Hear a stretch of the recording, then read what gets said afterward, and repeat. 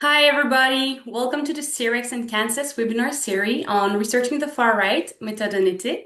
My name is Audrey Gagnon, and I am an assistant professor at the School of Political Study at the University of Ottawa, based in Canada. I am also affiliated with the Center for Research on Extremism at the University of Oslo, and I am a member of the Executive Committee of Kansas, so the Canadian Network for Research on Security, Extremism and Society.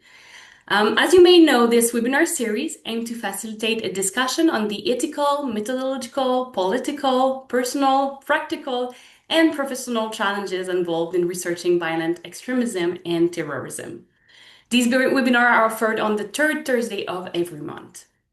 Today's webinar will be featuring Claire McKendry. So Claire is a PhD candidate at the University of Waterloo in the Department of Political Science.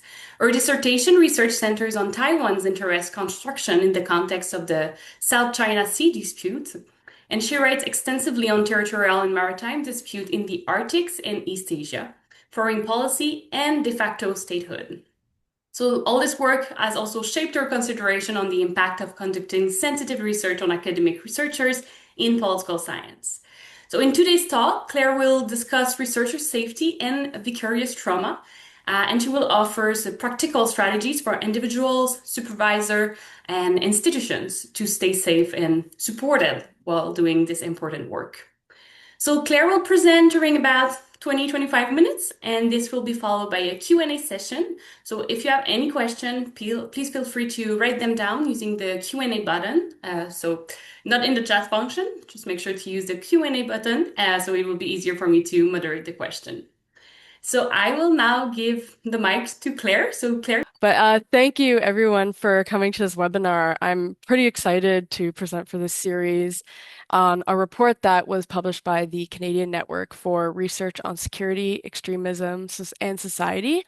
That was published in August 2025, and that I'm so honored to have co-authored with Professor Veronica Kitchen and Professor Alana Katapan, both from the University of Waterloo. We're all from the University of Waterloo, titled Researcher Safety and Vicarious Trauma, Recommendations for Universities, Supervisors, and Researchers. And so we came at this project from three different perspectives. Professor Kitchen has experience supervising students in the security space. Professor Alana Katapan has extensive experience supervising students, especially in areas related to reproductive and sexual justice. And myself as a graduate student, as well as someone who holds discussions revolving around trauma and mental health very close to me. So researchers, especially in the fields of social sciences, may find themselves very deeply impacted by the material that they study or the people that they interview. And so this report set out with the goal of what we can learn from academic researchers in navigating researcher safety and vicarious traumatization. So getting started, this report seeks to accomplish in bringing two interrelated topics, specifically researcher safety and vicarious trauma, from across a different social science fields, not just confined to security studies. And in doing so, it hopes to address some shortcomings in researcher safety and vicarious trauma at three levels: the institutional level, supervisor level, and us as individual researchers. And the overarching goal and objective is to come up with best practices at these three levels to address, gaps in researcher safety and vicarious trauma. And so in our report, we argue that researcher safety and vicarious trauma are two sides of the same coin, as they handle sensitive people, sensitive data, which ultimately can take a toll on the emotional, physical, and psychological well-being of the researcher. And so, just for comparison's sake, direct traumatization is self-explanatory, but of which a researcher experiences a traumatic event firsthand. This can encompass online or offline threats, incidental physical harm, such as, various fieldwork accidents or natural disasters. But on the other hand, we have vicarious traumatization, which is more covert, more subtle, and is the process in which a researcher's cognition, beliefs, expectations, assumptions, view of oneself or others are shaped by their engagement with sensitive or distressing material, traumatized participants, and perhaps unexpected disclosures. And so this brings us to the actual effects that direct and indirect or vicarious traumatization can have on a researcher.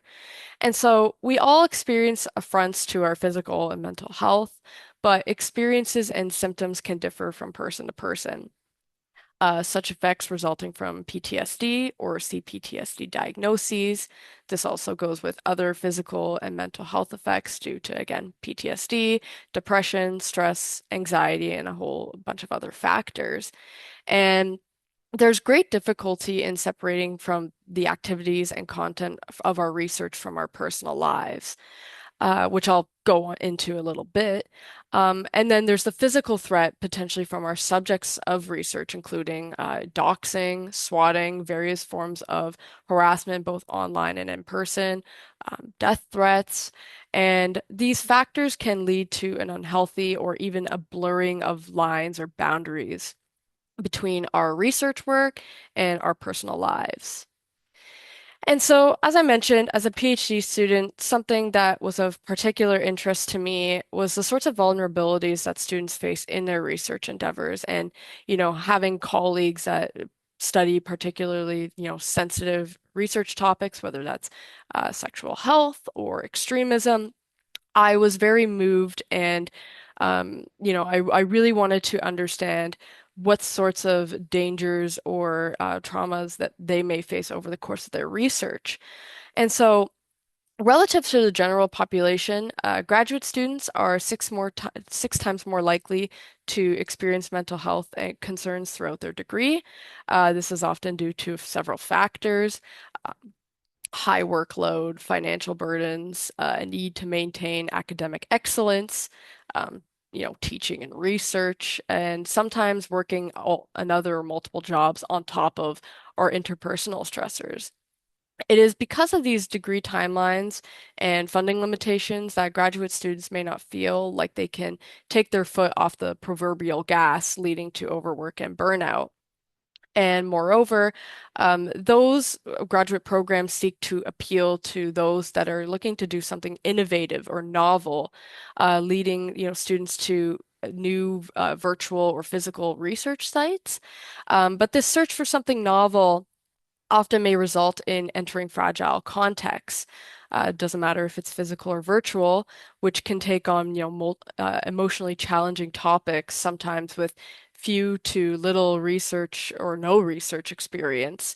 And while this does not just apply to graduate students, untenured faculty, early career scholars, and or researchers part of marginalized communities studying sensitive topics, unfortunately tend to be a more attractive and persistent target, especially for extreme right online harassment than those who do not. And lastly, for the slide, graduate students in research assistant positions do a lot of coding or transcription, which may put them at an increased risk of vicarious trauma from repeated listening or reading of materials. And so, despite an overall increased awareness and understanding around mental health in post-secondary institutions and departments that lack formal policies regarding this or training, the next few slides will examine some of the more finer details of what happens when institutions, supervisors, graduate students, or just individual researchers are inadequately prepared to respond to physical and online threats or vicarious trauma. And overall, we argue that being inadequately prepared leads to a more reactive rather than proactive approach, leaving researchers and supervisors in particular to navigate these very real challenges part of their research alone or without proper guidance or institutional safeguards in place. So, in the literature, many scholars, including some that actually might be present within the audience, demonstrate the gaps that exist within our universities and research ethics boards. In Canada, having ethical research guidelines such as Canada's Tri-Council policy statement on ethical conduct for research involving humans, or TCPS2, that rightly stress participant safety, informed consent, and the ability to withdraw that consent at any point in the process can perhaps set an implicit foundation for researchers to tailor their studies accordingly. But these frameworks often do not specifically address the toll that such projects can have on the researcher and remains a relative footnote in such guidelines. And this places a lot of the onus on supervisors that may not have the know-how or the tools or the knowledge at their disposal to effectively inform graduate students or even themselves when navigating sensitive research. And another roadblock which scholars have documented on the institutional side concerns their experiences with research ethics bodies that may lack expertise on a particular subject area that can lead them to either underestimate or overestimate dangers in proposed research. For instance, one could underestimate the risk to a researcher's mental health when working with vulnerable populations. But then you have terrorism and online extremism research by contrast, which is inherently perceived as being high risk or potentially unethical. And as I'll elaborate more on the last point here, the lack of funding or incentive towards creating workshops that advance researcher knowledge or safety during fieldwork, spanning across physical and the digital space during archival research and in the field, can also leave researchers to cultivate this know-how on their own, like this do-it-yourself culture. And so, given the many shortcomings of post-secondary institutions, at least within the American Canadian context, this often places graduate supervisors on the front lines of passing down knowledge and research techniques to their students.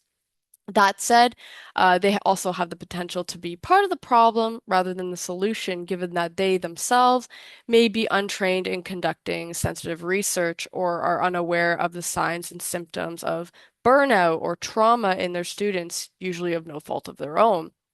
And there's also the issue, I've mentioned, grant funding before, but the issue of grant funding for mental health being a rarity rather than a commonplace part of a graduate student's research projects.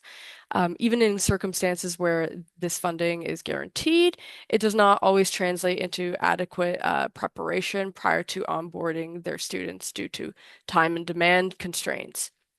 And as well as experienced supervisors might also be desensitized to the materials that they engage with, perhaps big forgotten what it's like to experience them for the first time. And on the teaching side, when we are, engaging with undergraduate students about, complex phenomena such as war, terrorism, sexual violence, extremism, among other distressing events and subjects, though we've engaged with it ourselves, it might be the first time that they're engaging with it on such a level. And as a personal anecdote, in conversations with my colleagues, they and myself included, have reflected on courses of which they found particularly difficult due to the sensitive content. And even though they were committed to doing well and cared about what was being taught, we sometimes realized that we, as relatively young adults, taking these courses were simply unprepared to tackle the content. Similarly, this is particularly troublesome for undergraduate students in these courses that, say, picked a sensitive research topic or for an essay assignment.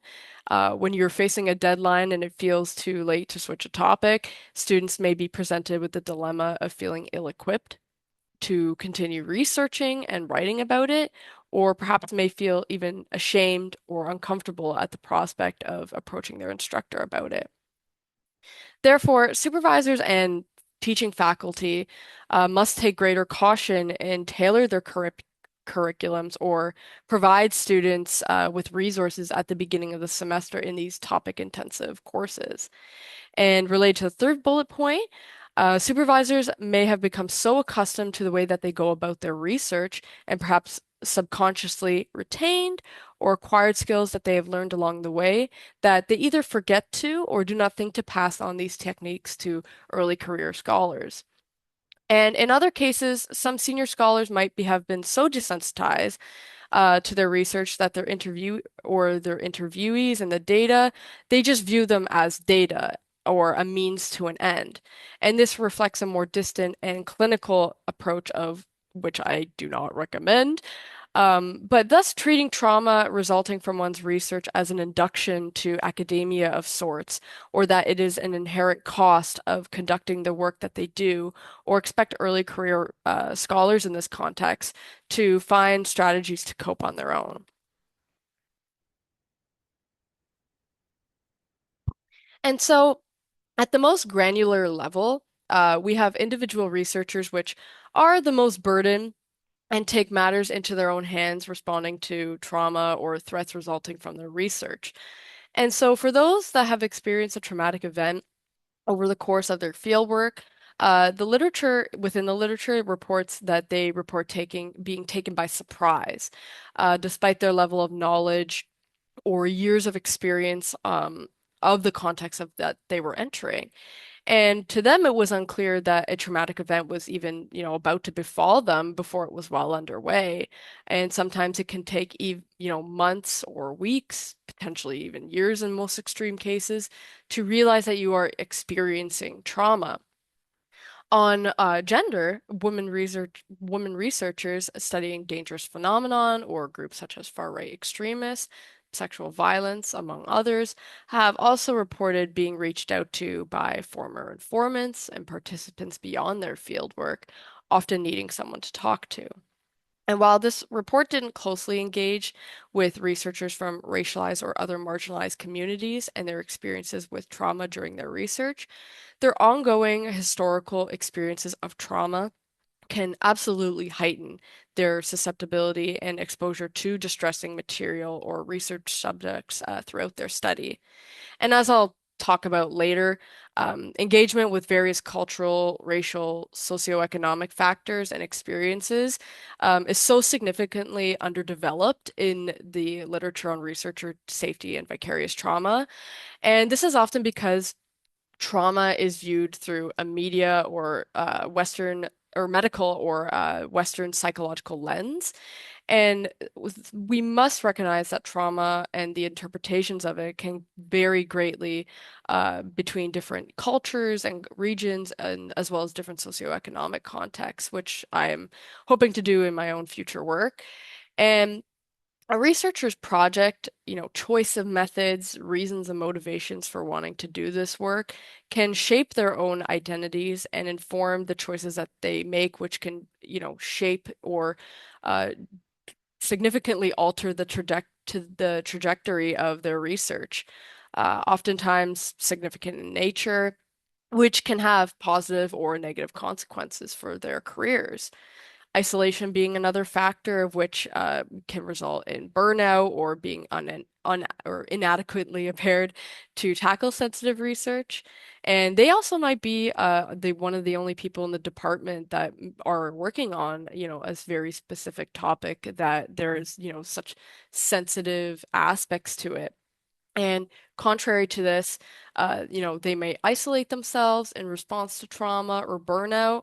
And, people around them may not also understand the intricacies of their projects or differences due to, an academic career versus a traditional career path where work is often relegated to certain hours of the day. I've personally experienced this myself within the last 12 months, and I'm sure that others can, attest to how lonely this experience can be. And following this point is, researchers cannot like often leave their work at their respective offices or institutions. Researchers thinking work, and ideas don't always come on a schedule. So field work involving travel or immersion in materials can be around the clock, spontaneous, or a 24/7 endeavor. And moreover, graduate students, adjunct professors or lecturers, or early career scholars might not also have offices at their institutions, and therefore might work from home, where they're both isolated from their, colleagues and feel less able to institute boundaries between home and work. And so this leads us to what can be done to address researcher safety and vicarious trauma in an environment when the political will, the financial investment, and time to, address these issues is not a particularly high priority for university institutions during a time of budget cuts or incentives to invest in researchers in this manner. So, beginning with institutional response recommendations, at minimum, universities should lead in the creation of workshops that bring awareness to these issues and help researchers identify and recognize conditions such as PTSD and any other like trauma-like symptoms and changes in behavior. Another potential avenue that we recommend for institutions to best support their graduate students and especially, junior to senior faculty is to introduce mandates for projects of a sensitive nature, requiring baseline levels for a general or potentially a context-specific training, even counseling for researchers. This can also be tied to external funding for grants as a necessary component prior to, conducting a research like writing a report, which, details all the potential threats and dangers during one study. And another recommendation that we really emphasize in the report is the need to configure research methods courses to account for the intricacies of fieldwork and the potential dangers researchers may face. In my own experience, research methods courses tend to stay in the theoretical or abstract rather than highlighting the practical applications or the pros and cons of research methods, especially those pertaining to, researching sensitive topics like extremism and violence. And so, students, junior and senior faculty can benefit from professional development or additional training on best practices conducting research of this kind. And then moving on to supervisor response recommendations, the literature really stresses the need to incorporate a trauma and violence informed care approach to supervision. There's a lot that this could entail, but mainly that supervisors should have training that will assist them in recognizing and dealing with early signs of trauma and to identify them within their graduate students, especially those that are conducting research on very sensitive topics or phenomenon. And I spoke about this on the previous slide, but those supervisors teaching research methods courses have the capacity to advise students on certain field techniques, especially in the context of interviewing vulnerable populations. A bit of the existing scholarship on this area discusses techniques such as relational interviewing, subtle diversion, reframing discussions or questions that, based on interaction with interviewers or interviewees, I should say, that seem to be going down a particularly precarious path, and also this method called using the break. Though I'm also certain that there is more there to come from. Where there are research teams divvying up tasks and alternating between persons working on a specific file can also help lessen the impact of working with traumatic materials. And lastly, routine check-ins, asking graduate students how they are doing as it relates to their personal and academic pursuits goes a really long way. And I could say for certain that I have benefited from professors on my committee who are, familiar with my research ethic and stubbornness at times to take a break and remind us of the effects of burnout and remember to enjoy life. Because after all, we know we're not just researchers, we are our own persons with hobbies and passions outside of academia. And, the role of individual researchers taking proactive steps to address trauma resulting from, their study is where the literature is most developed in the field. That is not to say that all of the onus should be put on the individual researcher to address research trauma or, mitigate risks to their safety, but it is the area of which that we have the most control over. And the best way that we can mitigate the impact of trauma during our research is to really understand the context that we are entering in and refrain from diving in headfirst without really any basis of knowledge. Designing a plan, evaluating the risks and vulnerabilities, making contingencies for responding to those risks and vulnerabilities, should they occur. And sometimes, we ourselves have blind spots in the areas we either have, or aspire to have expertise in. And so asking our colleagues, supervisors in the context of graduate students, or even those in different fields can also shed light on neglected aspects of our projects or those blind spots. And, as I've kind of alluded to throughout this presentation, boundary setting is really important.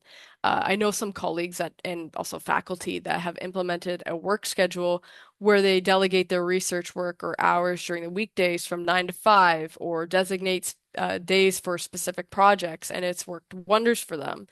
Others might have a different method or boundaries or ways of putting controls or time limits on accessing and viewing sensitive materials. So I'd be curious to know personally in the question period if anyone has particular approaches to their own research work. But lastly, the importance of community cannot be stressed enough. Networking, consulting supervisors, seeking allies with those that have conducted similar research goes a long way. We can also do our due diligence, especially for those conducting research in digital spaces, to maintain and decrease risks to our online security and, in effect, our physical security by locking down public profiles, using aids such as virtual private networks or virtual machines where necessary. And in worst case scenarios, researchers should consider, moving on to other projects, whether that is temporarily or permanently, if the trauma resulting from the research becomes irreconcilable. I am cognizant of the fact that this is much easier said than done, but even taking a step back to review if this research could be reframed or conducted in a different way using different methods or materials is also a tenable option here. And so, just, wrapping up, and as any research project goes, there are definitely some limitations with the scope of this report, but that could also facilitate future research studies and, knowledge dissemination. For one, the literature on researcher safety and vicarious traumatization is still an emerging field within social science research. In my review of the literature, existing scholarly work often took the form of personal reflections, small N studies. This is not to say that those contributions are not important. They are, as they help us to cultivate knowledge as to what is and what isn't successful in research. But it ultimately demonstrates that we need to make these conversations more common and more sustained in the academe. Similarly, a lot of these, journal articles or reflections are retrospective in nature and written by those that are now more established in their careers, re-examining their past research, often as like graduate student or junior researcher. And there are also unique concerns regarding the experiences of marginalized researchers as well as those in conflict-affected countries. I previously mentioned, this report was unfortunately limited as it did not engage much with the intersection of race and trauma within research, but acknowledge that there is definitely much more discussion to be had there. This is also considering the comparative context of which research trauma and graduate supervision looks like in the context of cross-cultural conversations, or again, collaborators in other countries where discussions regarding researcher safety and vicarious trauma may not be as acknowledged as it can be in the West. But a lot of these articles, like I'm going to talk about probably within the Q&A, are really written from a Western-centric perspective or from scholars at Western universities. And it did not engage with all of the possible methodologies for research, given that there are also just so many, that this presentation of this research report was more general and limited in its deliverables and strategies. But there are more specific methodologies and approaches such as indigenous-based methods that are more effective to addressing research trauma and can facilitate more cross-cultural strategies to navigating and mitigating such effects during our studies. And lastly, overcoming the current financial and political pressures that are weakening university research systems, especially in the United States and Canada. Future research could address how university departments and researchers can come together to tackle researcher safety and vicarious trauma amid these budget constraints. And while awareness is a critical step, in responding to research trauma. In knowing a lot about a place or a subject does not necessarily mean that we are ready to absorb its pain, and it does not mean that we are immune to it either. So, just to conclude, I'd like if we could all, reflect on our research experiences and our interests, as well as think of those, our colleagues, graduate students at the master's or PhD level, and even our undergraduate students, and think about whether they engage in sensitive research that poses a threat to their physical or mental well-being, leading them to develop trauma. The one takeaway that I have is that we as scholars, whether we are graduate students, junior faculty, senior faculty, start having these often very difficult conversations. And, we need to read, to write, to engage with each other on a human level and protect ourselves and others from developing trauma as resulting from our research. I'll just finish with this quote here from Professor Kimberly Theedon, her work on self-care for researchers working and writing on violence. She writes, "You will be changed by your research. That is one of the legacies. No, not necessarily turned into one of the walking wounded, but changed in the ways that may not be readily or immediately apparent. The awareness of this and how the changes manifest across time and space can make a difference while we conduct our research and when we return from our field sites and sit down to write." And with that said, that is the end of my presentation. So thank you. Looking forward to the question period. Thank you so much, Claire. That was an amazing presentation. I think that this really highlights the importance of raising awareness to the challenges and the risk of doing sensitive or difficult research like this in a way to mitigate all those risks, such as vicarious trauma, as well as the importance of offering training, workshop, and also to rethink our research method courses, which is something that we can actually do. There's a lot of things we don't have control over, but this we can do. So thank you very much. And just for those who are interested in learning more about Claire's project, and correct me if I'm wrong, Claire, but it is available at the moment on the Kansas website. Yep, it's under publications. Yeah, wonderful. We will now open this for the Q&A. So if you have any question, please feel free to write them down in the Q&A section just below the screen in the Zoom. But I guess since we wait for people to write down their question, I will break the ice and ask a first one. Yep. I was wondering because you mentioned on multiple occasions that we need more training to actually recognize vicarious trauma. And I know that you're not a therapist, but you might have read a bit about this. Do you know certain symptoms that we can actually see or certain things that we can pay attention to if we're supervising student who works on very difficult research to see if they're going through something difficult, even if they don't know it yet? Yeah, I mean, I think isolation is the biggest part. Perhaps not even reaching out to, graduate supervisors, that can potentially be an indication. There's some people who I think, and sometimes myself included, who are very kind of, insular to a degree on how they approach their research and they maybe don't, ask for help as often. But, that can also be a little bit of a warning sign or an alarm, that we should or, graduate supervisors should really just be checking in more with their graduate students.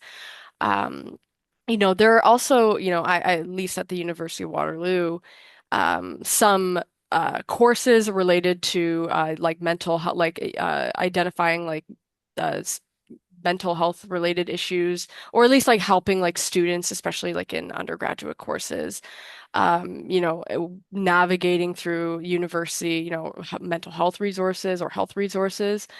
But otherwise, again, like I'm not a therapist. I don't know all of the indicators of which, we can definitely, pinpoint for certain. Yes, like the student is experiencing vicarious trauma, or, there's something that is threatening their mental, physical health related to their research.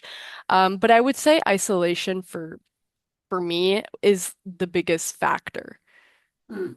Yeah, and I think that the what you suggested about just checking in, it doesn't take too much time, but it can be actually really helpful. So I think that this is a good lesson for everyone to make sure to check in with your student. Um, Maybe another question I had as well, while we wait for people to write down their question in the Q&A. So you talked a lot about so the role of the individual researcher, the role of the supervisor, the role of the institution as well in offering training and support network and so on. And I'm wondering, what would be the role of the community, like the research, the academic community in all this? Because I feel that this is something that can be really helpful as well if you feel like your supervisor might not know how to deal with your research project, which sometimes happens, right? People go into these research topic, which is not necessarily the topic that their supervisor are have expertise on. So you might have the best supervisor in the world if they don't know what this kind of research entail. They might not be the best to actually support you. So I was wondering if you gave some thought about this as well. Yeah, and again, like I have a lovely, PhD committee personally and lovely professors at the University of Waterloo that, I've been thankful and grateful for, just where I sense or where I think like maybe someone has particular expertise or more knowledge in a certain area, especially if it relates to, research trauma or vicarious traumatization or how to go about researching something that is particularly difficult in nature, to, really reach like branch out is really important. Asking, your colleagues, hopefully, I'm grateful that I have such an amazing cohort at the University of Waterloo, in the PhD program. And, being able to have a community and a group of people that you can go to and ask these difficult questions or, go to your supervisor, maybe knowing that your supervisor doesn't have all the answers. We never always have the answers, but, asking, if they have any connections or if they have any knowledge of others who they, can put us into contact with to further our understanding and knowledge on whether that's certain research techniques, other like another network potentially on like researcher safety, or those who are really engaged with researcher safety in terms of like different methods. I think like as I mentioned a bit in the presentation, this sort of do it yourself kind of environment, this and cultivating knowledge of oneself, and especially on the researcher safety end, and in terms of like conducting like online research and on like far right extremism. There are sometimes a bit of gatekeeping in terms of what methods work to protect traces of your IP, for example, and you know and how to, limit like your exposure to very distressing material. And I just think that we need to be opening up about those things. I know that's obviously that there are some limitations, especially when considering that, opening up about those things also leads to potential breaches in, like operational security, and so there's kind of like a fine line and balancing act between those two, wanting to have these bigger discussions and informing people these are the methods I use to protect myself during my research. But, also those threats that I face, in researching, those threats might actually, exploit my weakness or, those mechanisms in place. So I think the community aspect is really important, especially, especially as us as graduate students or myself as a graduate student, asking your supervisors, asking your colleagues, reaching out to, professors or other faculty that may have or do have much more experience in your specific research area. Yeah, absolutely. I agree with that. And I think that once again, it points to the role of supervisor in including your student in your own network as well whenever possible. And of course, for the student to try to reach out and create that networks as you don't have to reinvent the wheel when something happened, right? Some of us have been through these things and can share about this. So you're not it's rare that we face something that we're the only person who have ever faced this challenge or risk. Yep. Remembering that we're not alone in this. Building on that conversation, I think it's good to remind ourselves as well that there are resources that exist that are published online, and we actually have a question on this in the Q&A. So if you could recommend any literature on research trauma. Yeah, I just saw that one. I'm just going, I have it opened here. I had another presentation on research trauma that I gave earlier this year, but I think like in terms of, who's writing about their experiences with research trauma, I was really drawn to the work of three women, three female scholars. Kimberly Theeden, she and I mentioned her work at the final slide. How was your trip? Self-care for researchers working and writing on violence. Ariana Markowitz, her article, the better to break and bleed with, research violence and trauma is another good resource. And then Kimberly Howe's Trauma to the Self and Other, reflections on field research and conflict. There was another resource. It's escaping my mind right now. But it was specifically on online research and digital, conducting research in digital spaces. If I remember it, I will send it to you if the person who's asking the question would like to see it. But I definitely recommend those three academic articles, and then obviously like our Kansas report, which has a lot, if you're looking for like the bibliography on research trauma and researcher safety, like go to that bibliography on that report because that's it's all there. But yeah, those three, I was really drawn to those three particular journal articles, just because they were so reflective and they also offered some of their own, approaches to research trauma and, mitigating impacts to their physical and mental well-being. Hmm. Thank you. We have another question in the Q&A section, so I'm going to read it. So Yep. amazing conversation, and I'm so grateful for this research.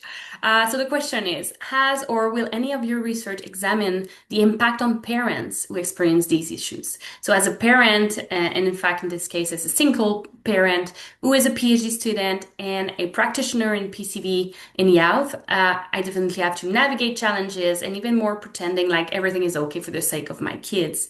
And I have a few outlets for protective measure, but if you have anything to add on the topic. Oh man. I'm not so my own personal like dissertation research is pretty, as you mentioned in the beginning, is pretty different from the research I'm presenting here. Let me just pull up the question once again. Um, I don't actually have an answer to this question. It's a really important question. I definitely think that, especially in terms of, more mature or, PhD students who or PhD candidates that are parents that are, tackling these very difficult research topics that, they might go home to their families at the end of the day and, look at, their families and, have all of these, really intense, interactions and engagement with, distressing material to be, really, really impact them on a day-to-day basis. So, I haven't encountered any specific research within the literature that actually specifically addresses that topic. I do think that's actually very important. But it might be something I look into because yeah, I did not. It was kind of lingering at the back of my mind, I suppose. I do have, colleagues that are, parents that are in the PhD programs that do conduct very sensitive research. But yeah, it's such an important question and an area that is definitely not examined. Hmm.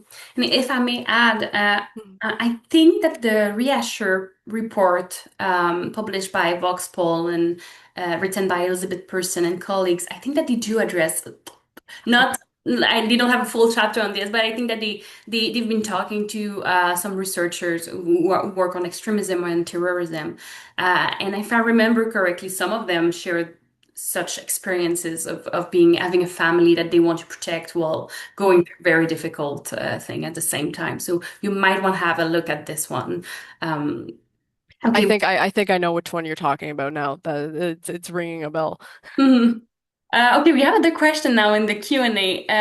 So one of them, let me Okay, one of them would be okay, no, one person actually suggests a reading. So before going to the next question, I'm going to read that one. So the reading Online Extremism and Terrorism Research Ethics. So researcher safety, informed consent, and the need of for tailored guidelines by Morak Way. Yeah, that's actually really good article as well. It does not talk about vicarious trauma per se, but just the different challenges that you may face while working on extremism and terrorism online as a researcher.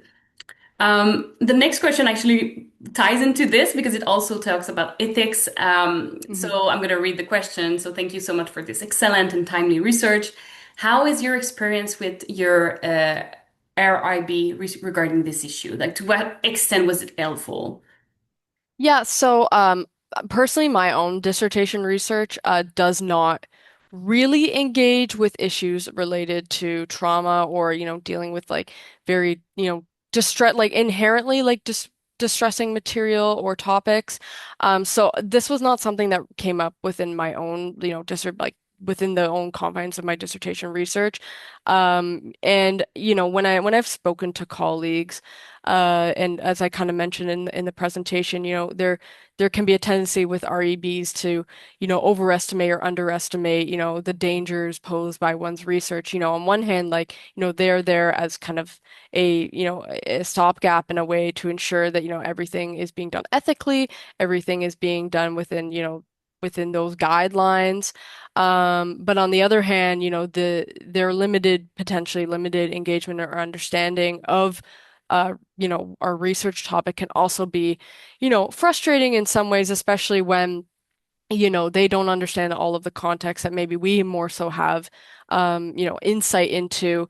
And so it can be a bit of a challenge to navigate. I personally haven't, experienced it myself. I do have colleagues that have, in terms of REBs.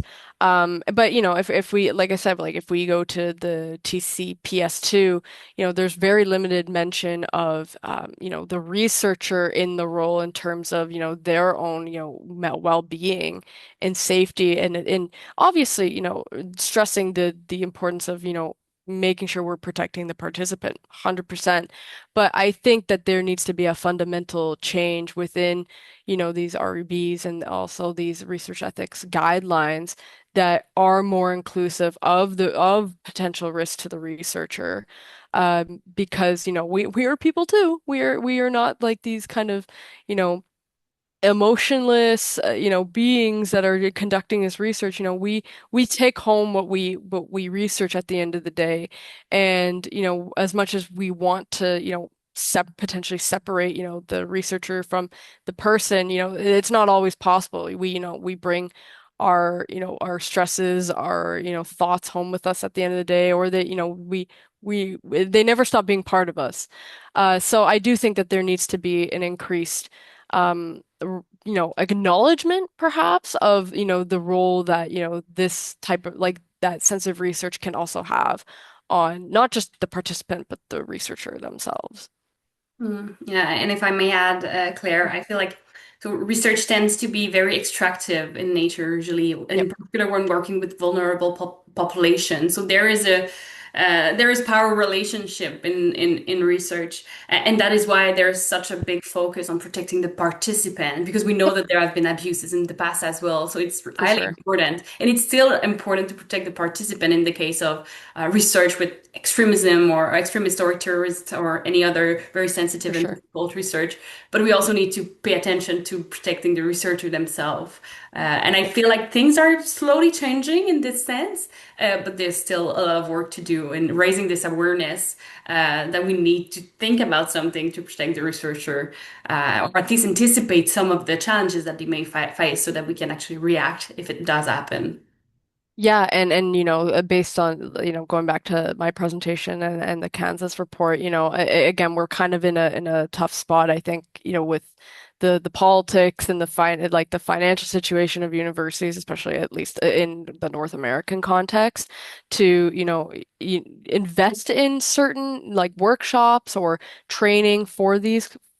For training, to combat research trauma or enhance our like knowledge on how to protect ourselves during research. So, you know, I don't want to call it maybe grassroots, but really kind of starting at, levels of like the curriculum, especially again, I think the research methods courses, which I was telling you earlier prior to our webinar, but this actually came out of this interest of mine actually came out of a research methods course, because I was thinking about, people doing sensitive research and thinking and it was just a very, at the time to me, very profound, oh yeah, like we're researchers too. Like we have, or like we have emotions too. We're people.